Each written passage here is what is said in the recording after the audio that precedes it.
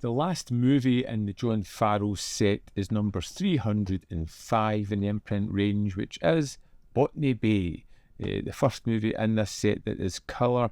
It stars Alan Ladd and James Mason, and it's based on the story of Australia's colonisation, and it's about a group of prisoners being transported and given the option at the start: do they want to die, or would they like to take their chance and go to Australia to live the rest of their life? It's a no-brainer.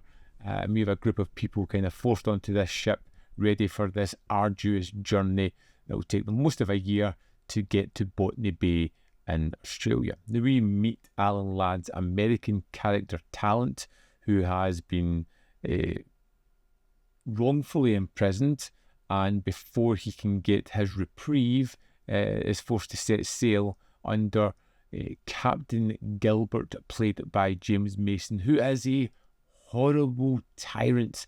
I don't want any danger of infection. Have you the salt ready for his wounds? Yes, sir. Then you may proceed with the punishment as soon as you're ready. The sentence is 50 lashes, each stroke to be counted clearly.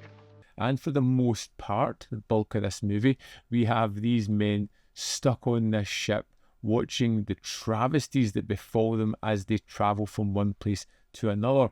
And James Mason is wonderful. I say wonderful because he is so despicable. Everything about this character was just horrendous, and I wanted all the bad things in the world to happen to him, nobody else but him. He is over the top horrific. He is on a trip, a power trip, and nobody is going to stop him. He is not just going to wear these people down, he is going to destroy them if he can.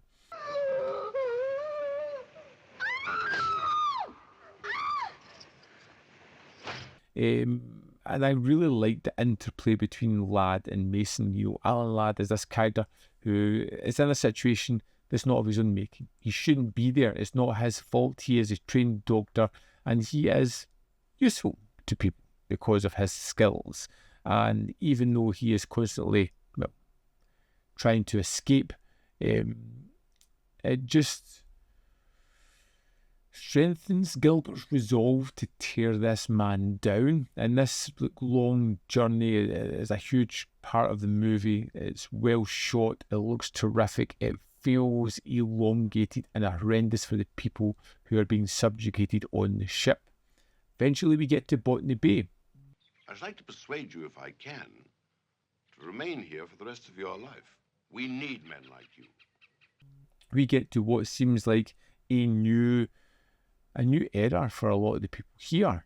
But Gilbert is such a horrible character that he just can't let people move on. He's made it his journey to torture these people, and he will continue to do so until he has given them enough of what he deems as justice. And then we get to Australia, and it's really bright. We go on the land, we start to meet the native people who are there. They're starting to get used to what's going on and reassert their lives of what they had. Again, Talent, because he is a doctor, finds it easy to kind of create a new life there and find the respect that he gets in that position.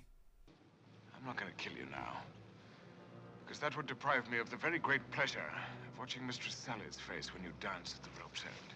But it's a tale of two men. It's a tale of a man wrongly imprisoned, dealt a rotten hand in dealing with that. There's a love story in it as well of a woman that's pretty much kidnapped at the start of this one amongst the ship, who is living in fear and kind of finds a relationship there with Talent, particularly when they get to Australia, about the destructive manner of this captain. This is someone who is so poisonous, deceitful, and just horrendous that he will do anything to destroy these people, even if it means destroying himself. He just wants to cause the most destructive aspect to their life. Horrible. I loved the colour photography on this one. Really brings it to life, especially when they're doing some the tougher sequences on the ship or when they hit the beaches of Australia. It looks wonderful and the colours just pop. And I had a great deal of fun with this. This was probably my favourite movie in the John Farrow set. Maybe after the Hitler Gang, which I really kind of enjoyed as well.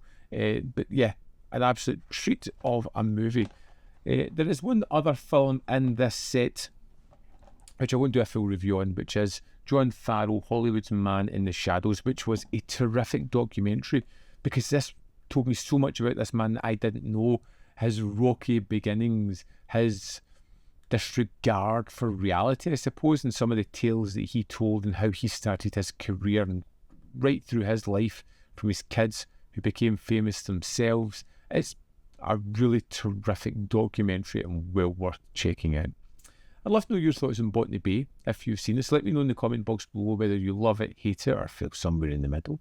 As always, there is more content up here. You can see more of my stuff. In the description box below are links to Patreon, membership program, and manvfilm.com, all ways in which you can support me. Thanks for watching. I'll see you next time.